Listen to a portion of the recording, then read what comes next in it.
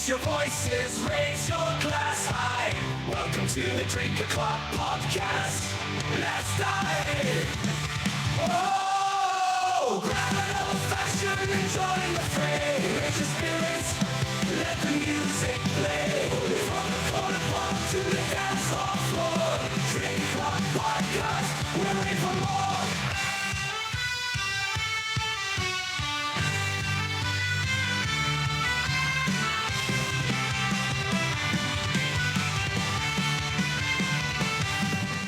We are live on a thirsty Thursday. This is the Drink O'Clock Podcast. I'm your host, Rob Valincius, and I have the pleasure of having with me Michaela S. Cox. And now, Michaela, you are a multi-published, faith-based author and speaker. Correct. I saw that you have 13 publications on Amazon. So, right now. Welcome to the show. Thank you. Thanks for having me. Absolutely. I obviously, I did my research on you. I went through a lot of stuff. I was happy, you reached out to jump on the podcast. Kind of how I wanted to start. And look, I don't know if you're a drinker or not. I will have an occasional beverage. Yes, I don't mind. I might be pickier than some other people, but I've been told I like the girly drinks, but each to their own. Hey, if it accomplishes the task, that's all that matters, right? Yeah. I'm drinking my old fashioned, so there you go. And it is it's delicious. All right, it's quite delicious. Well, it's let's talk a little bit about. For me, it's 5:00 somewhere all the time. Yeah, exactly. Right. What time zone do we want to be in? So, I know, right? So listen. So you mentioned your journey a lot. So that's kind of where I wanted to start. I'm game. Can you walk me back? Talk to me about you call it the 38 triple D, the disability, the death, and the divorce and then death. Yeah.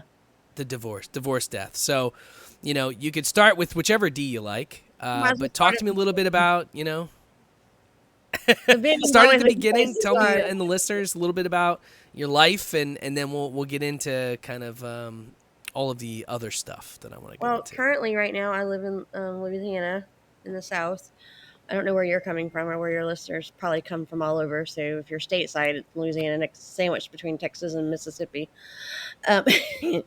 Not great at geography. I'm from Philly. Okay. Hey, I like your town. I'm from Philly. I like your town. So, hey, it's been a while. I've been to Shreveport. I've also been to, New Orleans. Well, New Orleans is about 5 hours south of us, and Shreveport, I'm literally it's I-20 corridor, as they call it, and I'm about 90 miles east of it. So, anyway, it's a day trip. Yeah, those are the two places I've been. It was a couple years ago, but it was fun. I can imagine why you'd be in New Orleans, but I can't imagine what would bring you to Shreveport. Business, unfortunately. Well, New Orleans Shreveport wasn't great. Yeah. No, New Orleans, different story. Yeah, New Orleans is the fun town. That's where you want to be for pleasure, but depending on what kind of pleasure you're looking for. Good food and drinks you can definitely get in that town, and good music. But I like your town, Philly. It's been a while since I've been there, but I like it a lot. It's got a lot of good history, and I'm a history girl. But as far as my journey goes, I do live in Louisiana now, and but I started out in Texas where I was born, so I'm a Texas girl, and I keep losing my train of thought. I'm so sorry. It's okay. So I was born there, and that's where we found out after I was not very much old, because I was born totally blind, and got the diagnosis when I was 3 months old. So there's literally not been a day, or will there ever be a day, where I have not taken a breath, where I haven't been visually impaired or legally blind or whatever, depending on what you're calling it at that point in time. Wow. And so I've done my whole life that way. So a lot of what I talk about now, I kind of learned at an early age. So even before there was a divorce, or, another the love of my life has been after my divorce, that I met in 2005, not long after getting divorced. And our journey, I've always kind of been in the place of learning what it is to overcome and strive to thrive and do what I had to get around adversity. And I was raised with the mentality of you don't quit, you don't give up, you don't stop. And speaking of drinking, I don't know how to edit this expression, but it was basically hold my beer and sit back and watch, because telling me no pretty much assures that I'm going to get it done, with very few exceptions. And if I can't do it, like, okay, for instance, legal blindness and driving do not, nor should they ever, ever go together. Community service, everyone. I've stayed off the It's true. roads. Okay, we're all good. Um, but in that case, you find a way around the mountain that you can't move. If you can't move the mountain, then you go over it, under it, through it, whatever. And so that's kind of been what's got me through the disability of what it was grow up with. I had all the depends on what you want to talk about, how it affected me socially or economically or, academically, pretty much everything. We live in a world that you take in mostly everything by sight. I think they say you observe the world through 90% of your vision. So it's one of your main sources, and it's like, or senses. And it's like, well, if that's kind of jacked, then you got to kind of reorient yourself to figure out how you're going to work in the world. So I had all the Yeah. accommodations in the world from kindergarten through college and grad school and blah, blah, blah, blah, blah, or whatever. And depending on what year we're talking about, I had different accommodations. I did a lot of my academic work on audio and through tapes. Now it would be like files or CDs when I was in grad school, but because as technology is advanced, they have more efficient ways of getting those files and that knowledge through technology to you. And then in college, I worked with readers, and in high school, I took the ACT, but it took me 10 to 12 hours to take the ACT, not like the typical person. So I was like, I've done it twice. I have what I need to get into college. I'm done. Peace out. I'm done with this museum. But so it just brings a lot of different challenges, and you have to decide: do you want to just say, "Oh well, I'm screwed," or "I can't do anything about this," or are you going to try and find a way to define your life for yourself and not be defined by your circumstances? So a lot of what we're going to be talking about in this episode is what I've developed from a young age, but then it allowed me to kind of lay a foundation to help me apply to other adversities that would come along in my adulthood, because none of us are getting out of this life without some type of adversity or some type of obstacle that we have to figure out. I mean, if you meet a person that can do that, they have gotten the golden ticket lottery of life, because good luck. I don't know anyone that manages that. I mean, it's going to be something at some point. It's just a question of when, how much, and to what degree. So you have to ask yourself, would you rather know how to be equipped to tackle those? Or do you want to risk drowning in it? Or do you want to be like frozen, staring into the headlights of life going, I'm a deer and I don't know what to do. So for me, I've always chosen to figure out how to not just survive, but thrive and be a victor, not a victim, and, you know, figure it out. So, and that looks like various different things depending on what you're talking about. But so I learned those skills when I was young, but then it's kind of like muscle memory, because the idea of overcoming is overcoming is overcoming. Now, my obstacles may be different for yours and yours may be different from mine, but the skill set of overcoming, even though there's different idiosyncrasies to different obstacles, how you overcome it is the same no matter what you do, even there may be individual twists and turns. So then I applied it to, okay, I've had a crappy first marriage after college.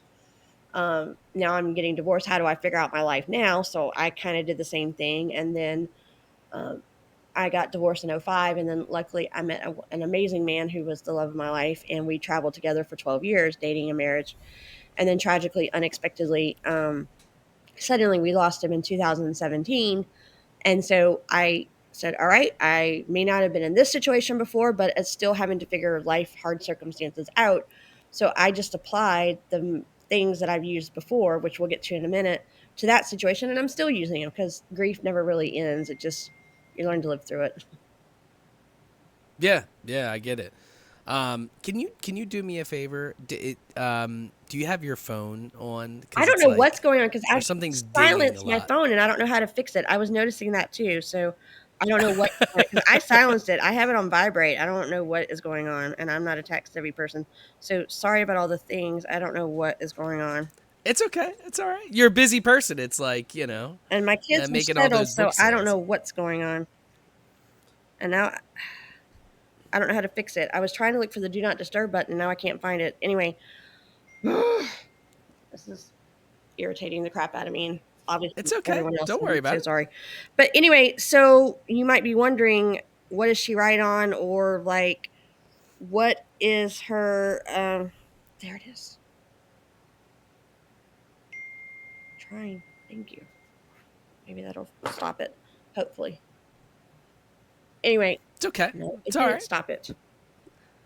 Oh, technology, you gotta love it, and I don't know what to do to make this stop for us. Anyway, I have 5 skill sets that I've used in all of these 3 situations. And another way of looking at it is it's what's allowed me to navigate through these knocks at my door and navigate this journey where I'm not just surviving or whatever. So I don't know. As far as how you want to verbiage it, it's just depending on how you look at it. So I do have a roadmap in life circumstances where oftentimes we wish we were given an instruction manual or a roadmap and we're not given one. So you kind of have to go like, well, okay, It's quite true. I guess I'm going to create my own because it's not like we're going to get one. So you kind of figure it out as you go, which for a planner girl like me, it's just like, that doesn't work for my planner feathers. I don't like that at all. But here I am. So obviously I must be doing something right, although not in the technology department. LOL. Um, but What kind of phone do you have? I don't think it's my phone because I think it's on my iPad, and I don't know how to do it on an iPad. And I want to yell for one of my kids to get my Okay. iPad, but I don't want to disturb everything that we're trying to do right now. And It's okay. I could edit any of this out. if I could find a way to hide this, and I was trying to. This comical errors of life. You just talk about pivoting and overcoming, okay? I don't know, but I keep pushing the wrong button for one thing. But the fight. I mean, do you want to talk about what I write and what I work? There we go. Maybe that'll fix one of them. Or the 5 keys that I've developed that I do talk about in my writing. I'm willing to go whatever direction works for you. So, or any. Yeah, I mean, look, so I guess I wanted to lay the groundwork for that, Yeah. right? Because the viewers, the listeners, we want to know like, what happened, and now that we have a background story, right? You were born totally blind, which is wild. My question to you in terms of your vision, like what can you see? Is it a lot? Is It's things very complicated. very blurry for you, or No, not exactly. It's a very lovely, amazing, perfectly complicated concoction of about 6 things. And I don't know your audience's background, and I'm not a doctor, but I can explain it to you the way it's always been explained to me. The root of it is the optic nerve. And if you've ever been in an eye doctor's office or like an anatomy class or biology and you see the graph of like an optic nerve, meaning normal, I mean, what the heck is normal? But from an anatomical, medical, physiological perspective, a healthy, normal optic nerve is supposed to be purple and it's supposed to be a certain shape. yeah? I can't remember if it's round or coned or whatever it is, but whatever it is, I'm the opposite. Like mine's the wrong shape and it's not the color it's supposed to be. It's like I remember my mom telling me that when they took me to one of the first doctors in Houston, they were like, I hate to tell you this, but your daughter doesn't have optic nerves, meaning it was so pale, it took a specialist to detect even if I had optic nerves. So what that basically translates to Wow. is the bloodstream can't get through the way it's supposed to send the signal to the brain to tell the eye what to perceive. So it's like a constantly kind of delayed reaction. And then it takes longer to do stuff and it takes longer to focus. And then you add in astigmatism, crappy peripheral, crappy depth perception, and nearsightedness. So, there you go. It makes it all nice and complicated for everyone. So it's like people love to ask me that, and I'm not bothered I by have the question. astigmatism, so without my contacts, Yeah. I'm blind as shit. Yeah, exactly. And everyone loves to ask that question. And they're like, they think it's a simple answer when it really comes down to, well, have I worked all day with my vision? And my eyes are like, woman, you lost your mind if you expect us to do anything else at this point.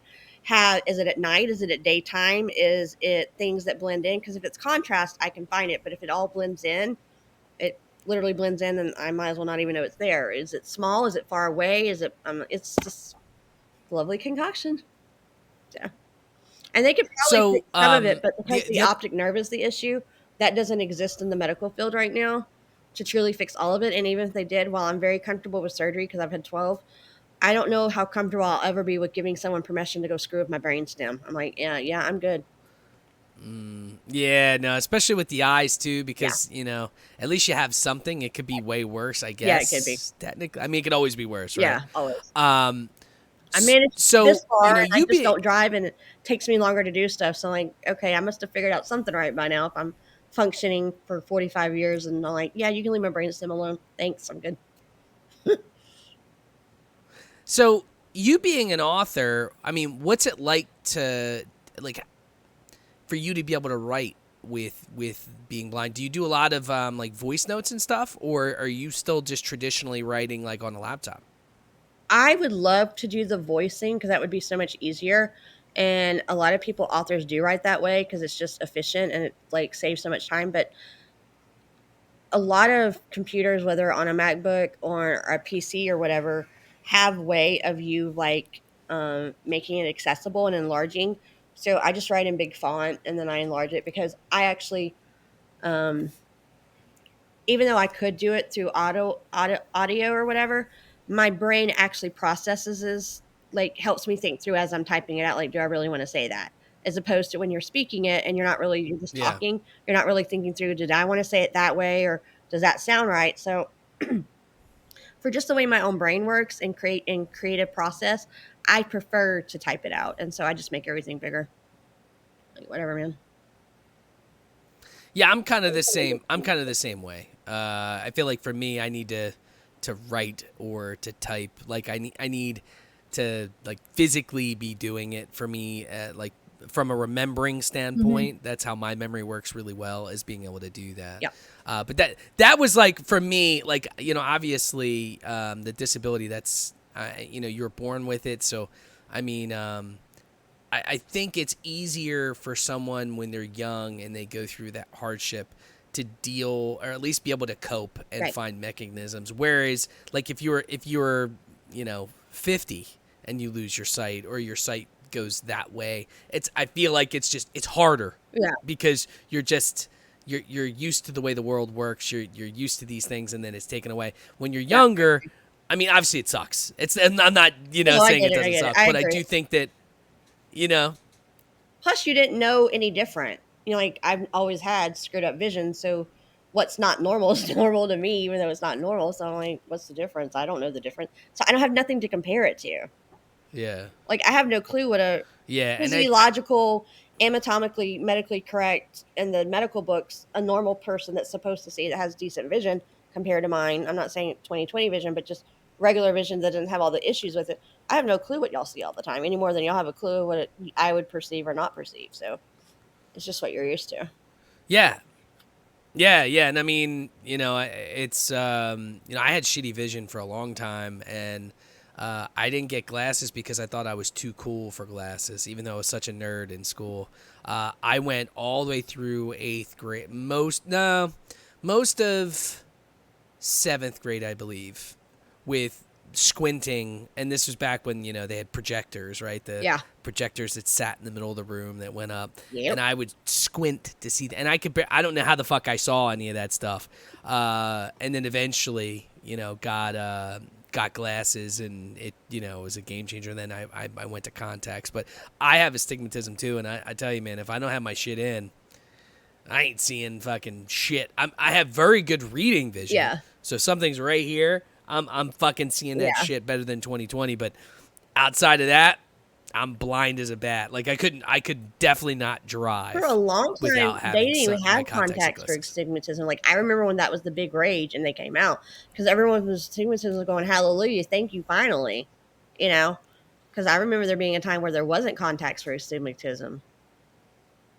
My mom has astigmatism, and back in the day, they didn't have soft contact lenses. Yeah. Soft contact lenses, you had to wear the hard Uh-huh. ones if you had astigmatism. Yep, I remember all And that. those things, they were like fucking glass. Yeah. And you lose that shit, you're screwed. And the cleaning process, everything was just a lot different, which is crazy. But that I was very interested in knowing, like, with your vision and being an author, how that impacted the way you write. Because I know I've interviewed a couple authors, Mm-hmm. and everyone has their own Oh yeah, creative process. definitely. You It's just know, the way they process and um, their way their brain their creative process, the way their brain does it. And like, I'm not the greatest at grammar or spelling, so thank God for like grammar type software or editors. I give that. I know, I'm right? like, that ain't me. I'm the creative. I don't want to be. I would much rather have fun with the creative process than being tied up in all that ticky, icky, yucky technical stuff. Well, hey, with AI now too, you have programs like Grammarly, Yeah. which it'll literally like correct your whole sentence for you. It's like, yeah, this doesn't sound right. You should change it to this, and it'll give you an entire and just change it for you. So like it's with artificial intelligence on top of it, I mean, it's only getting better and better. And I I know haven't dived into AI yet. I Microsoft. have some reservations about it, but anyway. Yeah, I mean, look, it's still in its infancy, Yeah. but I know Microsoft has rolled out Copilot, and that's going to be in every Windows computer. So if you use a Windows computer, you'll have Copilot. So you'll be able to use that for any of their Office applications. It'll work with Word and Excel and PowerPoint, and there's some pretty cool, unique stuff. And I think for me as a content creator, Right. AI has helped me be able to take my ideas that are in my head and then give me a baseline, Mm-hmm. and then I build on that sometimes. Yeah. I mean, it's not perfect, but it helps me sometimes give me a direction. At least get you started, because sometimes Because there's nothing worse as an author, and I've written so long that I've kind of found ways to cope with writer's block when you're staring at that blank screen going, where the hell am I going to start? Like, what the freak? But I've been writing so long that doesn't really bother anymore because I know how to address it. But I know a lot of people, it's really annoying and intimidating when you're like looking at your computer or your piece of paper and you're going, the Jeopardy song, like, what am I going to do now? Like, and you see that annoying person staring at the screen, like, what are you going to do with me now? Like, okay, crap. So yeah, I can see that. Yeah, and yeah, I mean, it helps. Sometimes it helps put your ideas in the right direction. It's not to a point where it can really fully craft your ideas for you.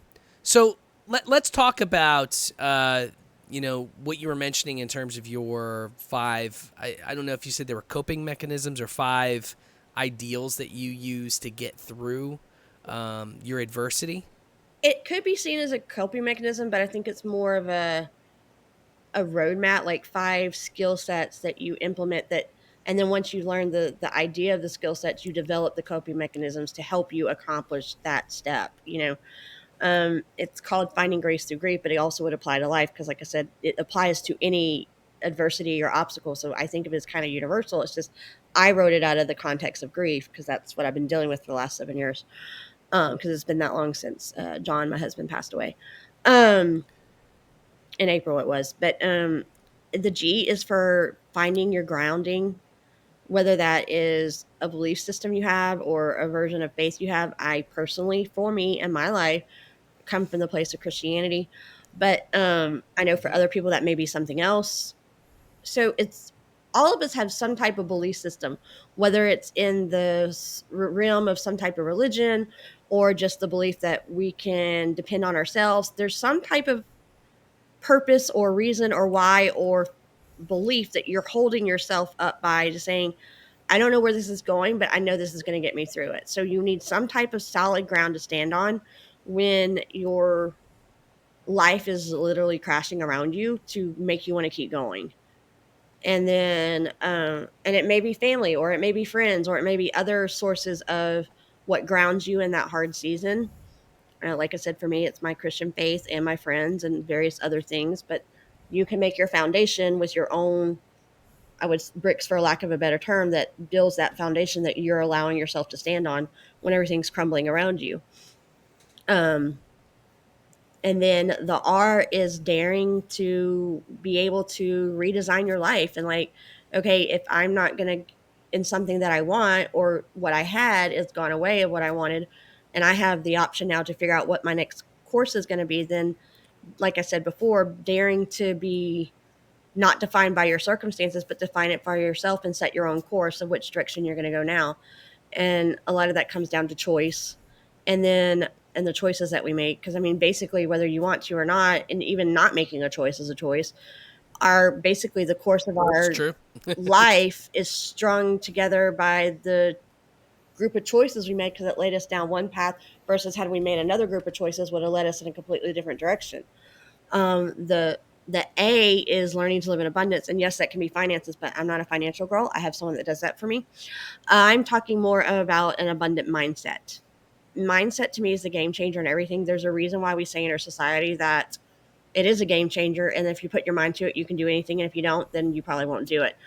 I feel like it's so easy for us to get pulled away from what we want in life because we get bogged down in like negative self-talk. Or I'm not saying it's easy, I struggle with it too. That's why I do what I do to try and work on it. But um, maybe toxic entanglements of thought processes of what you have, false beliefs about yourself, or just your mental space. I mean, you can't control necessarily what comes into your head, but you can maybe choose or work to choose of how you deal with it, and what you decide to accept or reject is the truth about your life. So I say mindset is probably actually more important than your choices, because you can choose all day long, but oftentimes what we think can be destructive or constructive as to how we do it, you know. Then the C Yeah. is choosing care and clarity over chaos and confusion, which for me has a lot to do with self-care and how you take care of yourself and getting what you need. Because if we don't take care of ourselves, we're not going to be able to have the mindset that we need to do what we set out to do, that we chose to do, with the foundation that we're standing on to help support us to do them. And then the E is being essentially equipped, because whether we like to admit it or not, no one goes through this life where we don't need something to help or equip us at some point in our journey in life. I mean, we send you go on a trip and a vacation, and unless you don't want to go anywhere, you're going to need some type of transportation. You know, we don't know how to fly ourselves, so we either need a plane ticket, a bus ticket, a train ticket, a It's true. car, gas. I mean, unless you want to starve, you probably want food for the trip. You know, you're going to need somewhere to sleep. So you need things. So you get equipped, you pack, you plan, you prepare, you have this list that you need to accomplish. Like, or, you know, we send our kids to school, and what do we tell them? If you want answers, you raise your hand and you ask for a question. Like, that's how you learn. That's how you grow. That's curious knowledge. And so in the hard seasons, I think, for now, depending on what the hard season is, you might need different essential tools in your toolbox that equip you, but still you need something at some point. And being equipped allows you to get the care that you need, that helps you have the abundant mindset that you want, to stay true to the choices that you're trying to choose, that you're able to do because you're standing on solid ground.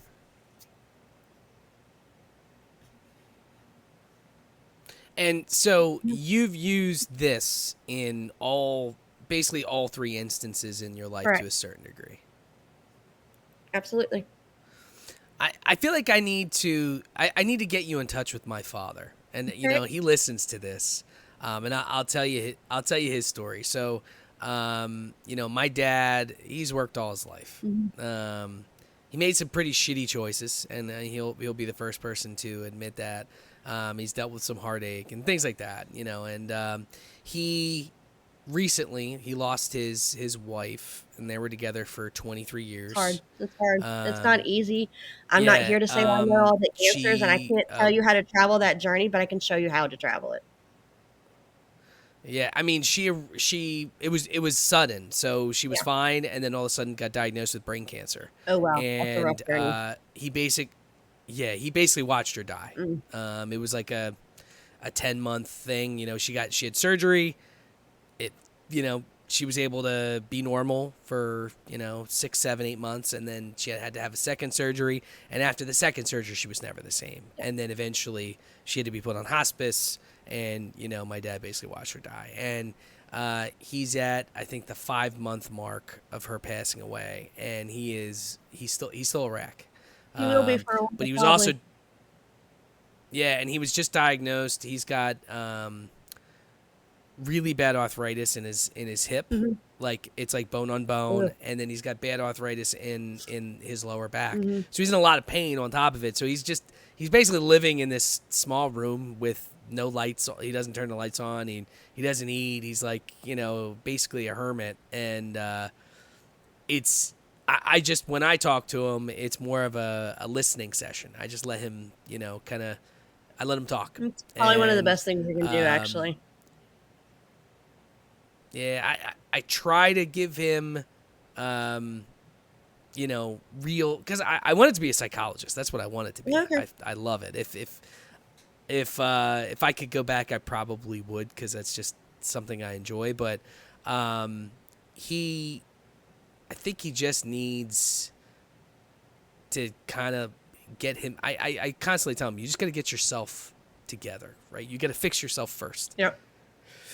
Then worry about, because he was her caretaker as she was dying, and so he was getting paid by the state to take care of her, and now he's on unemployment because he's not making any money. So now he's gonna run out of unemployment. He's got a lot on his mind, so it's like on top of dealing with the grief, he's got all the financial issues too. Yep. So it's like I've never been in that position. So for me, it's just listening and kind of trying to guide him, like, hey, live every day, day by day. Keep waking up, listen to the doctors, do what they tell you to do, and you'll fucking figure it out. I've said this a million times, and it's kind of my mantra. As a human, we are who we are based on how we handle situations and come out of them on the other side. And, I tell everybody that, and it's something, I've never gone through the stuff he's gone through. I've had trials and tribulations, we all have. But for me, it's, what makes us who we are is how we come out on the other side of, a downturn, right? Yep, absolutely. Or, I tell him, and he'll admit that he's at rock bottom, and it's like, look, there's not much more lower you can go, right? So how you come out from that bottom curve, right? That's who you are as a human, Right? Are you just gonna lay down and die? Are you just gonna give up? Because that's stupid. You shouldn't do that. You should try to do what you can for yourself. And yeah, it's going to be hard, and no one ever said it's going to be easy, and no one understands, people understand what you're going through. You understand what he's going through because you lost someone that you love, right? Yep. So I've never felt that. So a lot of times I'm just kind of, I'm listening, and I'm not giving advice, because how do you give advice if you've never dealt with that situation? Right. Yeah, I get it. It's not easy, that's for sure.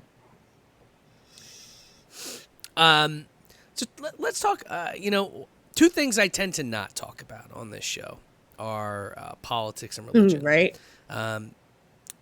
Because you tend to never have a winner. But a lot of what you dealt with, you talk a lot about your faith, right? So it would behoove me to not be able to talk about that a little bit.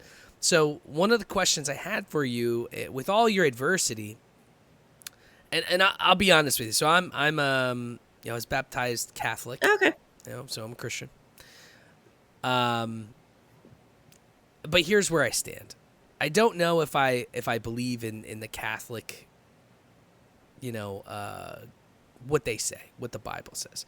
I do believe that there's a higher power. I believe there's a God. I believe in spirituality.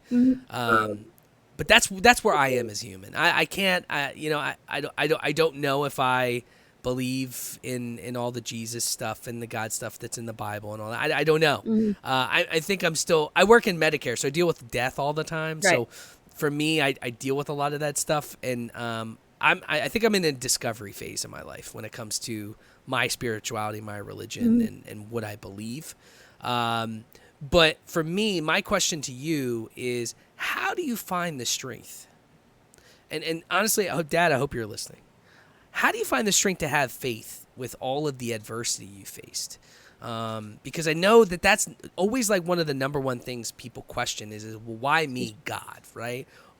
Are you listening? So talk a little bit about that if you can. Well, we could get into the whole theology of it, but I don't think we want to go there, although I could talk about that. But for me personally, and I respect that people have, like I said, whatever you want. Okay. Whatever you want. This is your podcast. I'm here for you. So you tell me whatever you want.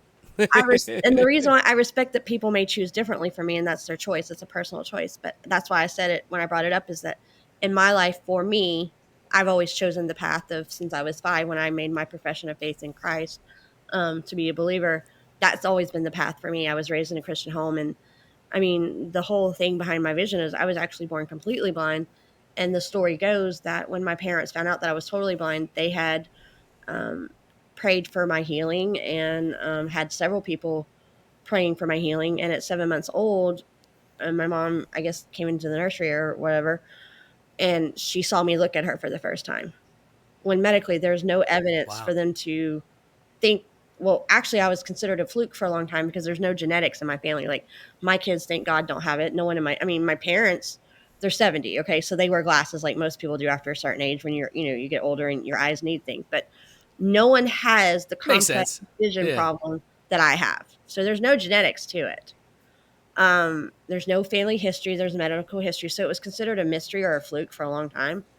And there's some theories as technology and medicine of medical advancements have happened in my lifetime, but you're never going to know one way or the other. So we knew from our perspective of Christian faith that God decided to give me my sight and heal me, although it is still impaired, but it is still in fact a healing, because you go from 1 minute of not seeing anything to seeing all of a sudden. And the medical field, keep in mind, I was born in 78. So what we know now, we didn't know then. And so they couldn't explain it back then. They probably still couldn't explain it today. But, they definitely couldn't explain it in 78 or 79, because I was diagnosed at 3 months old, which was February of 79. So that's why I say literally my whole life. But, and you should see my medical documentation file. It's huge. But uh, it's like in a 3-inch ring binder. So the significance of my faith, even before I knew it was going to be my faith, has played a powerful part of my journey and in my life. And um, I know that I wouldn't be able to do what I do or still be here with all the tribulation and the suffering and the adversity if there wasn't something such as like faith and believing in, for me, what I know Jesus Christ can do for people who believe and what I believe. um, Seen me through all of it, and I wouldn't be able to talk about Yeah. overcoming and having strength and courage, because I don't do it on my own. People have asked me, where do you get it from? Well, I get it from my relationship in Christ and hard work and faith and, things like that. Like I said, I know it's not for everyone, and that's to each their own. But for me, that's where it comes from. And it's through choices and knowing that I don't do any of this on my own, and that have a purpose that I'm supposed to be doing. I mean, at the time in 2000, I have 2 kids. My daughter's going to be 14 and my son's going to be 11 in August. So 7 years ago, they were 6 and 3. So I'm not knocking anyone's grief journey, such as your father or anyone else, but it doesn't make it better or worse. It just makes Yeah. it different than when you're older and your kids are grown, and should you need to lay in bed all week, you can. But when you have a 3-year-old and a 6-year-old and your daughter has to get off to school the next morning, not so much. So it takes you it doesn't minimize or negate anyone. It just, you have to travel it differently. You don't have a lot of time to do it in a way Yeah. where you may prefer to have done it. You have to do it and make sure that you're still there for the kids. So in the moment that I found out that John was gone, I knew I may not have known a lot else in that moment, but I did know that I had to do whatever it takes to make it okay for my kids. And that's what I've predominantly put a lot of energy into over the last 7 years.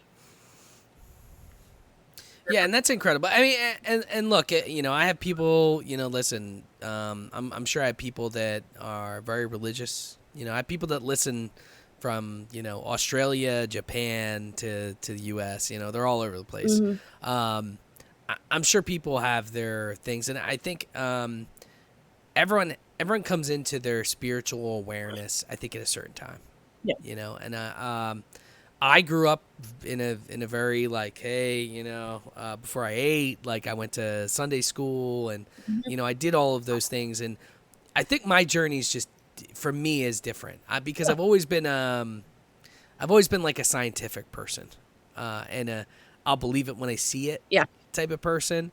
So for me, it's, as I've aged, I've grown more into my spirituality. Mm-hmm. So, I've thought more about death and afterlife. And, what exists, and for me it's I'm in a discovery phase, and I'll tell that to everybody. Mm-hmm. And my family, so my mom, everyone very Catholic, very Christian, believe in God, believe in Jesus. My dad, some of his friends, he's going to church on Sunday, that type of thing. So I guess I'm different.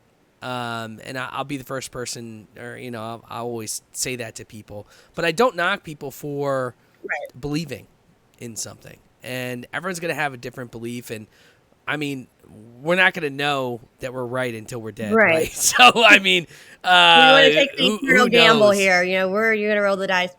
And I think that's one of the things that even in the Christian community in America we take for granted so easily. And as much as this may lean towards politics, most people, Christian Americans, unless they travel overseas and in foreign countries, don't realize how good and how amazing we can live in a country to have the freedom to choose or not choose religion. And if we choose religion, we have the freedom to do it without worrying about persecution or costing our lives, compared to other places in the world where Christians and Yeah. other forms of religion probably are going up against a much more difficult journey to be able to practice their religion if they so choose. Where in America, you can choose to be religious or you don't. And if you do choose it, it's not going to cost you your physical life at this point. Yeah, and I will say that it is nice to know that you have a voice, right, and Mm-hmm. you can voice your opinions, and that's honestly for my podcast, and the whole reason why I started it is I wanted it to be a safe space for people, including myself, to be able to talk about things without, like, today everyone's so quick to tell you you're wrong, and they're so quick to argue, Yeah. and I think for you at least, you're born in 78. I was born in 86. Okay. So I'm a little bit younger than you, but I remember a time where I could have a healthy debate with somebody, Yes. and it's Yes. and you're friends with them, right? Yes. And you can talk about things, and if you have a different point of view. And I'll tell you this is the funny thing. So I had a friend in high school. This is probably 10th grade. Me and him, we made it our goal in social studies. Anytime we'd have a debate class, there was always a class randomly. There would be a couple a year where you would debate a topic. We would always pick the side that was no one else was on. Me and him. One time, I forget what it was. We were talking about World War II, and we went on the side that was obviously wrong.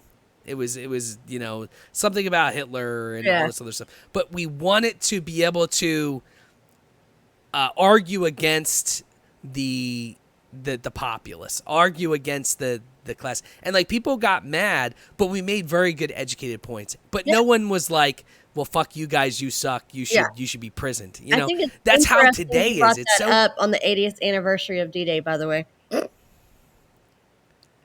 yeah. I honestly I forgot about that. Well, I remember. I'm not. I knew it was coming up, but I saw the news alert that it was the 80th anniversary of D-Day today. So I was like, oh yeah. And I agree, because the other thing, two things about America, regardless what side you're on, regardless what you believe, don't believe, it's not about that. Is the purpose of America was to have a place of freedom, that we could have conversations, that we could agree to disagree, and not lately seem to want to kill each other over it. And there was a very good word in our country for a very long time. It's supposed to be about compromise. America would not be America if they had not made compromises. And regardless of my own personal opinion in that subject, which I do have my own, I am first and foremost want people to understand what we're supposed to be about, which is to have a solid, civil, informed, educated place of conversation and debate. Because the other thing I was working with for a long time with another group of ladies is it's called ECHO, Empowering Conversations of Hope and Opportunity. In having conversations, you empower people to create new ideas, create new solutions through the dialogue and the discussion. That's how we brainstorm and create, that will give hope to present new opportunities. If we can't have a conversation with people, you're not going to create anything. Yeah, I mean, look, I'm gonna be honest. I think we're in a dire situation with how things are now, and I've said this a long time. I think that the populace and the what people actually think is not what's actually brought out. It's like the 5% of people that are very loud, Exactly. It's are the silent people that are majority. getting the opinion out to Yeah. the other 95%. Exactly. Yeah. Yeah, I agree. and that's really not the No, majority. it's not. And I've always said to people, one, you have to voice your opinion. I'm not afraid to voice No, mine. I'm not either. But I'm also, but on the other side, I'm also respectful to other people's Exactly. opinions, and I think that's where we need to be as a country, as people, because look, you shouldn't always agree with everybody. And look, I'm not saying if I said to you, yeah, oh, you're racist, I agree with you. I'm not saying that's okay. Right. Like, there's certain things you shouldn't, agree with, right? You should But be able to pick a like at the end of topic the day, of any cultural and social and political and economic, any other adjectives you want to throw there of areas of life that has weight and matter, and be able to discuss it like normal, respectful, civil human beings, and not want to like, okay, well, I'm mad at you. I can't be your friend anymore and take my toys and go home. It's stupid. What are we, 5-year-olds? yeah. I mean, this is the stuff we teach 5-year-olds. I love Well, it's that like, hey, teacher look, that we had in college. In my time period, I don't know about y'all. It's like everything I need to know about life I learned in kindergarten. Like if we would do what we taught our kids to do, our world would work so much better. yeah, well, it's like, hey, look, if I'm a Muslim and you're a Christian, we should be able to at least have a conversation. Yeah, no kidding. Right? And not want to kill each other. Right, I agree. And, or, if I'm a drinker and you're not a drinker, we should be able to have a conversation that's not like, oh, well, you suck, or, I don't know. I guess we come from a different time. Yeah, we do. It's just, and I'm a millennial, but I don't consider myself that because, I still remember when there wasn't cell phones. I do too. Like my kids, it blows their mind because I didn't, even though there were cell phones as I was coming up, it wasn't until after I got divorced that I had my own personal cell phone. Like in my first marriage, I shared with my husband or whoever we had a plan with at the time. But it wasn't until 04, 05 that I had my own personal cell phone. And they're looking at me like, yeah, I know, whatever. Different times. Like, yeah, I mean, like, I remember MacBooks or any of that, or Apple Watches or any other newfangled devices that we all have at our Fitbit, or all. Not there's nothing wrong with it. It's just that didn't exist. We did other things. Nah, I mean, your parents had to hope that you were alive if it was 6 o'clock and you didn't get home yet. Yeah, exactly. I think we're kind of the dying breed. Yeah, probably. Of a lot of that stuff, but and it's I kind of hope the genie in the bottle. It's been out, so as much as we may want to put it, there's no putting it back. So it's up to the parents to hopefully teach their kids some reasonable ways of interacting and being social beings, and hopefully they'll figure it out. But anyway, I tell people, like, I hope, as a society, and I do think we're making strides. The cancel culture was alive for a long time. There's a lot of other stuff that was like just crazy. And I think we are making a little bit of a change, a little bit of an about face about certain things. And hopefully, the stronger minds that think alike will prevail in certain degrees. I mean, some of the stuff is getting a little ridiculous, but I guess at this point it kind of is what it is. And social media created a lot of this. Yeah, it did. It gave a voice to some people that shouldn't have voices. But that's kind of the world we live in. So I mean, I don't know what other parents do, but like my daughter and I just had a conversation the other day. Like like I said, she's gonna be 14 in August, and like she has a cell phone, but my kids aren't on social media. I haven't allowed them to jump into that world yet, and she's wanting me to. And I'm like, yeah, we'll talk about that later.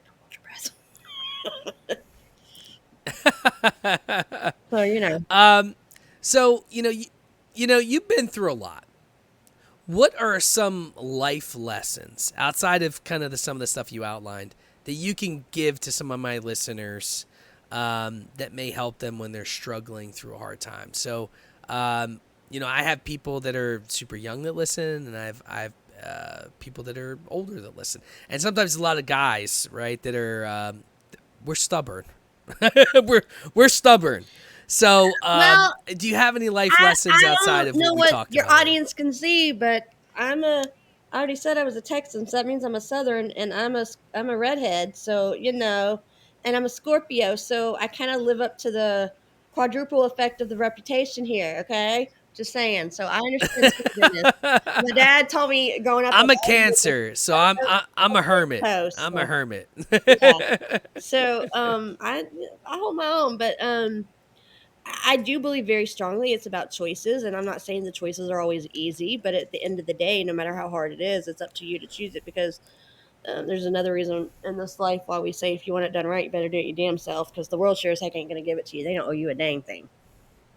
So it's on you to figure it out. Y- Now you may need help figuring it out, and it may take a minute, and it may take lots of minutes depending on what the struggle is. Like I said, I have my own days where I'm still trying to figure it out, and certain aspects I've figured out more than now 7 years into grief than I did at the beginning, but there's still other aspects that I'm still working on. It's a process, it's a journey, but I do believe it's choices, it's mindset when you're doing it. And it may be that you need to talk to people to help you with your mindset, or maybe you need, I'm a huge proponent of counseling. Okay. I'm not ashamed. I like Me counseling. too. Okay. Me too. I'm counseling. Like, I told my therapist a long time ago that I don't live paycheck to paycheck. I live counseling session to counseling session. Okay. I got no shame. So whatever, Can you? You know what? Do me a favor. Can you please talk? So my dad's name is Robert. Can you please look into the camera and tell my dad to fucking go talk to a professional? I've been telling him for months. It's okay to talk to a professional, Dad. It's okay, Dad, to talk to someone. He's like, you're my counseling. I'm like, I am not a professional. I'm just letting you you talk, wouldn't bro. have a You degree in need to go psychology. talk. You're He's like, probably more they're kooky. qualified than other people. I'm not saying you want that job. Probably. But look, here's the thing. So his wife that died was bipolar. I bipolar married into our family. Yeah. And bipolar is difficult. And he said that he went to a lot of counseling sessions.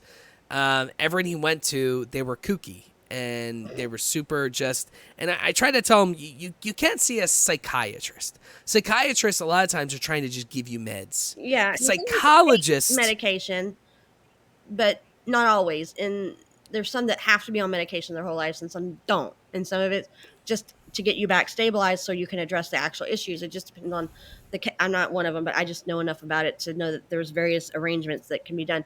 But counseling and a therapist and a psychologist are very different from a psychotherapist that does the medication aspect. So, yeah.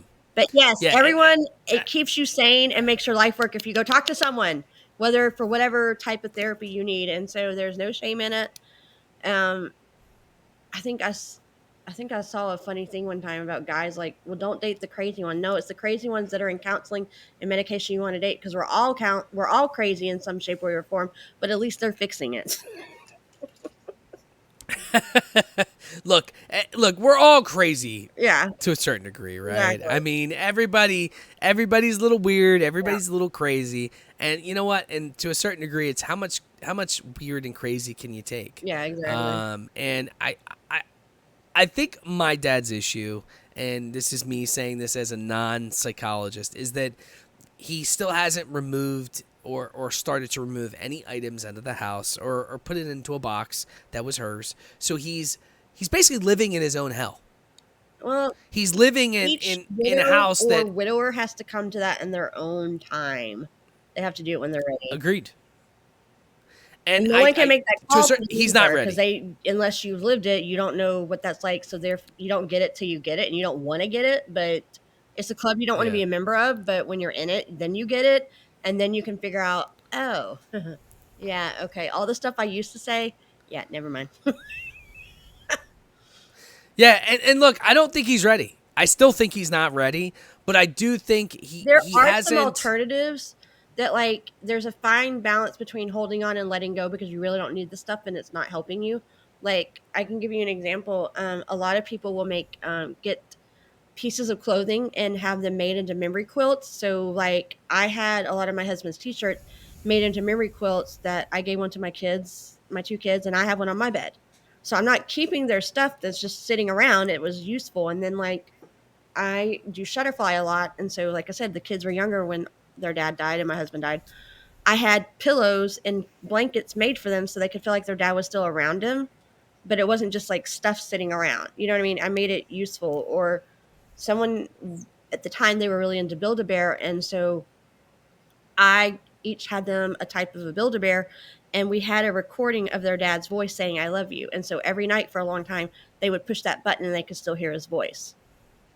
So like there's creative, Wow. useful solutions that you can use to still have what you need without having, if you're ready to let go, I don't want to say clutter because I'm not mitigating what that means to you, but like stuff that doesn't need to be in your house anymore if you're ready for that. So it doesn't have to be just all Yeah. thrown out. Or some people find it purposeful and say this person would love it if I let someone else use it. And it's like you recycle it. So you're not just like feel like you're throwing it out and like throwing part of them out. You know what I mean? So there's other creative ways that you can make it turn into something else that can make that person feel better, to easy to let go of if they so choose and if they're so ready. It doesn't have to be, well, I'm just throwing it out and selling it or whatever. Yeah. No, I like that. I think that's a good idea. Um, let's we're getting to that point. Let's talk a little bit about mindset. And that's how I wanted to end this conversation. Um, you Okay. know, for you, what is a mindset? What is a strong mindset? And how is you personally, your mindset evolved over the years? Because I'd imagine your mindset now is much different than it was, when you were a kid or even before your first divorce or whatever that case is. Oh dear God, I hope so. That's gonna be scary if I'm still thinking like a or 13. I don't mean it like that, but I mean, now that I'm 45, 45-year-olds don't need to think like 13-year-olds. Just like 13-year-olds don't need to like think like 45-year-olds because they're not there yet. You can't know what you don't know.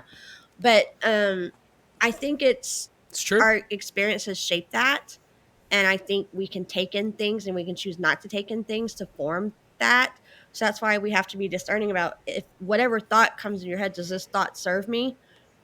If it does, then accept it and let it inform the other aspects of your life. But if it doesn't serve you, and sometimes that's hard because I think sometimes people hold on to limiting beliefs and like negative self fulfilling prophecies or false self beliefs, and it stops them from realizing things. You know what I mean? And I'm not saying it's easy. To me, the mindset's probably the hardest because we're always battling it. Um, and that's why I think counseling's so important, because a good therapist can help you work through some of that through various different therapies like EMDR and other and talk therapy. Just saying. That's what it's there for. That can be part of your toolbox that equips you to handle and manage your mindset better. But and a lot of times mindset can be adjusted through either talking to friends or a therapist, or maybe a song that lifts your spirits, or reading a book that gives you a shift in mindset to think about something differently. Or a lot of people meditate or they journal. Keeping a gratitude journal, because if you, even though in the hard seasons, if you can find something to be grateful for, because there's always something to be grateful for, or find joy in, no matter how hard it is, and no matter how small of a seed of gratitude or small sliver of joy, there's still something. And that goes back to your philosophy. Are you a half empty or half full type of person? Are you wanting to be a victor or a victim? Do you want to look for the sunny side of the street, or whatever verbiage you want to put in it? Do you look for the rainbows, or do you focus on the clouds and the rain in the sky? Even though rain's good and we need Yeah. rain, I'm not saying that, it all serves a purpose. But what is your focus, and what do you use to kind of like when you feel like you're being more negative, to kind of snap yourself back out of it? So, like I said, it's not perfect. It's just different ways you can do it. And like for people that are more spiritual, maybe it's prayer, maybe it's going to a group at whatever religious institute you go to, maybe it's a community of support, that can relate to what you're going through. Because like I said, with grief, until you've been in it, you don't get it till you get it. And there's other types of life situations, until you've been in it, you don't get it either. So we can try and be there for you as a sympathetic or an empathetic friend, but you don't really know what you're talking about. You think you do, but you don't. So things like that, Yeah. I don't know. And Yeah. I mean, exercise is look, really good I'm one of too those for self people. care, because there's this book out by Michelle. I forget what's her name. I would send it to you, about healing through moment. That when you're physical and active, I'm not the best at that, but it changes your.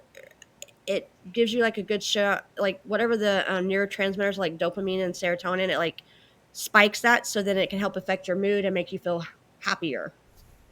so you can process better, I guess is what her theory is, or I'm explaining it in a very poor manner and not technically at all. But we know that certain things in the body help create more hormones or neurotransmitter that make things feel differently than other ones. You know what I mean?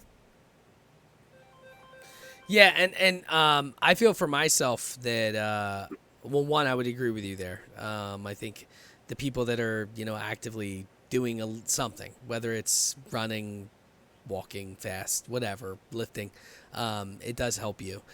For me, I think when I hit a certain point, it was like a certain age. I feel like it was like when I hit like 34, 35. I started to say to myself, okay, stop focusing on any negative, Yep. because that's what you just harp on. Focus on the Those positives in life. choices, and And ever since, positives can come from gratitude and joy and things like that. Yeah.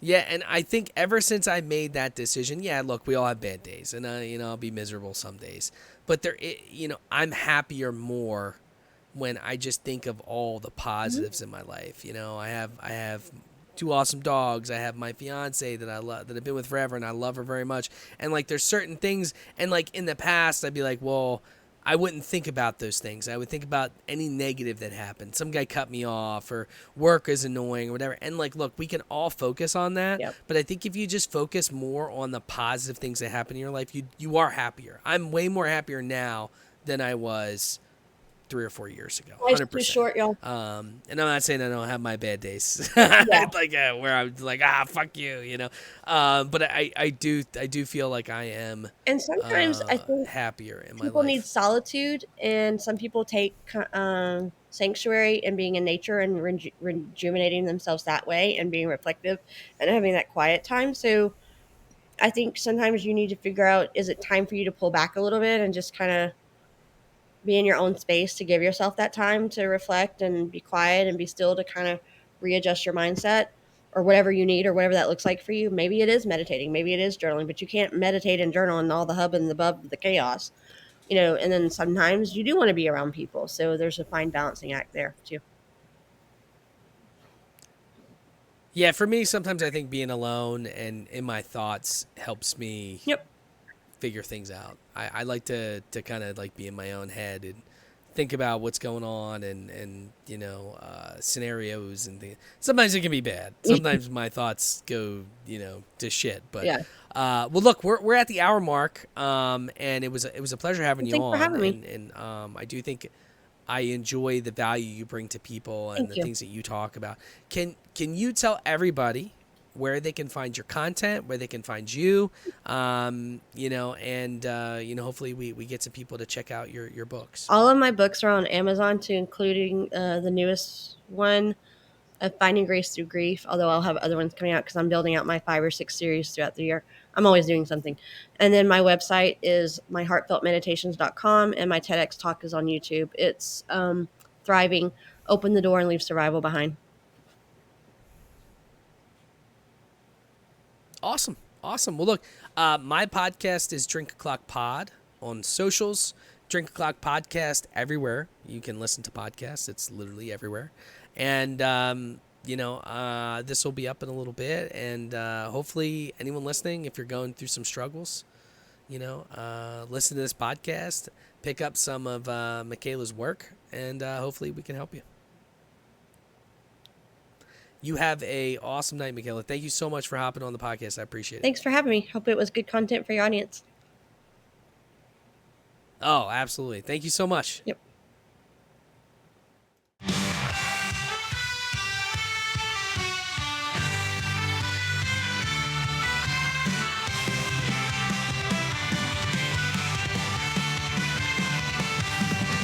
On a stormy night where legends unfold, there's a podcast that's breaking the mold.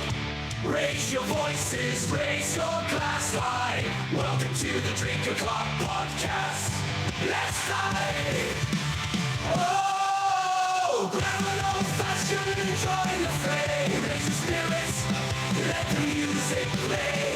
From the corner park to the dance hall floor. Drink O'Clock Podcast, we're ready for more. We're ready for more. with a mix of folklore and rebel cheer. We'll guide you through tales of whiskey and beer, from Irish shores to lands afar.